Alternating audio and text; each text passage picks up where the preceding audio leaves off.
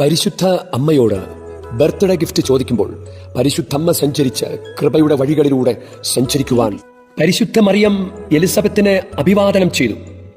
അപ്പോൾ ആത്മകൈമാറ്റമുണ്ടായി. എലിസബത്തിന്റെ ഉദരത്തിലെ കുഞ്ഞു പോലും കുതിച്ചു ചാടി. നിങ്ങളുടെ അധരങ്ങളിൽ നിന്ന് തിന്മയുടെ വാക്കുകൾ പുറപ്പെടാതിരിക്കട്ടെ.